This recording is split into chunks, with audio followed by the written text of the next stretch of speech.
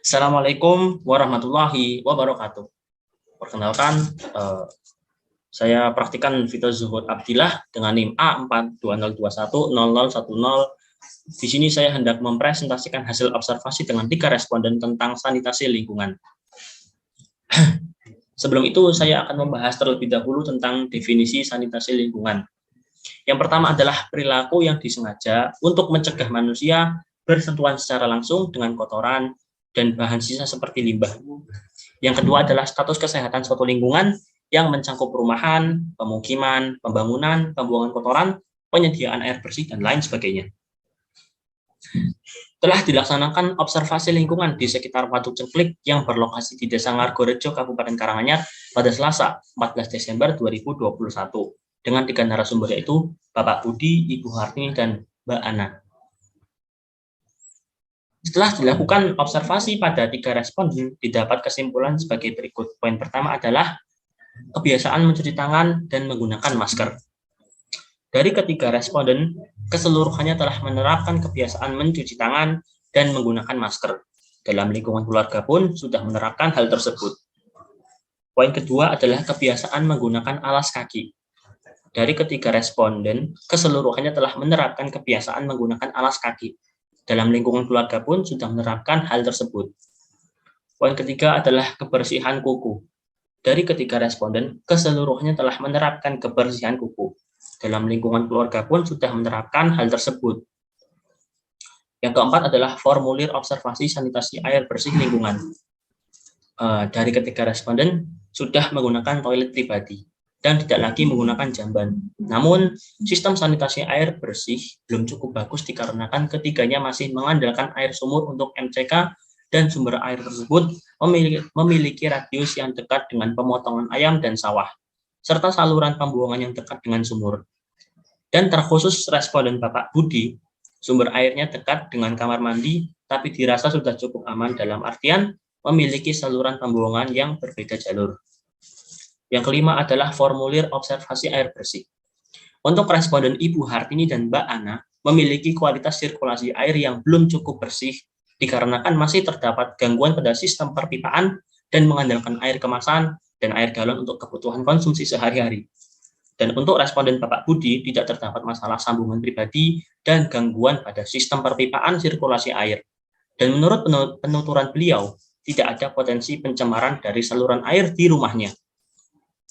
Yang keenam adalah formulir observasi jamban. Poin pertama, dari ketiga responden keseluruhannya sudah tidak menggunakan lagi jamban dengan jenis cemplung tanpa tutup atau cubluk dan beralih menggunakan toilet dengan sanitasi model leher angsa tanpa septic tank.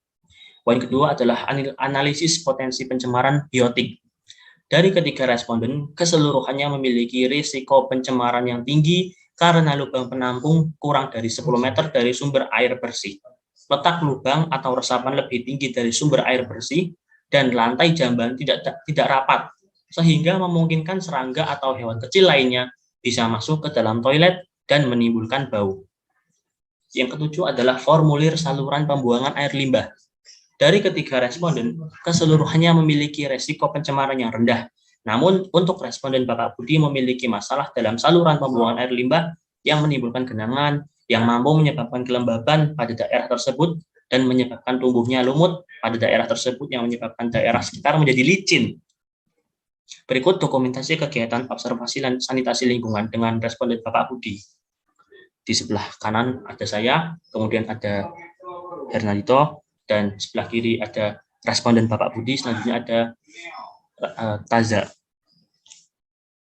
Selanjutnya dengan responden Ibu Hartini di depan warungnya, dan responden Mbak Ana juga di depan warungnya yang dekat dengan rumahnya. Selanjutnya kesimpulan kuesioner pengelolaan sampah. Telah dilaksanakan observasi pengelolaan sampah di lingkungan sekitar Waduk Cengklik yang berlokasi di Desa Ngargorejo, Kabupaten Karanganyar pada Selasa 14 Desember 2021 dengan 3 narasumber yaitu Bapak Budi, Ibu Hartini, dan Mbak Ana. Dari responden Pak Budi, tempat sampah menggunakan tempat yang kedap air seperti gentong atau drum. dengan kondisinya terbuka. Tempat sampah terletak di luar rumah dan mudah diangkat seperti gambar di samping. Jarak TPS dengan rumah Pak Budi cukup jauh, sekitar 3 km. Dari responden Bu Hartini dan Mbak Ana yang tinggal dalam satu kompleks, tempat sampah menggunakan yang tidak kedap air seperti keranjang dan ban bekas yang kondisinya terbuka. Tempat sampah terletak di depan rumah dan mudah diangkat karena ringan. Jarak TPS dengan rumah Bu Hartini dan Mbak Ana juga sama seperti responden Pak Budi, yaitu 3 km. Mungkin itu saja yang dapat saya sampaikan. Bila ada salahnya, itu datangnya dari saya sendiri. Bila ada benarnya, itu datangnya dari Allah Subhanahu wa Ta'ala. Terima kasih. Wassalamualaikum warahmatullahi wabarakatuh. Ya.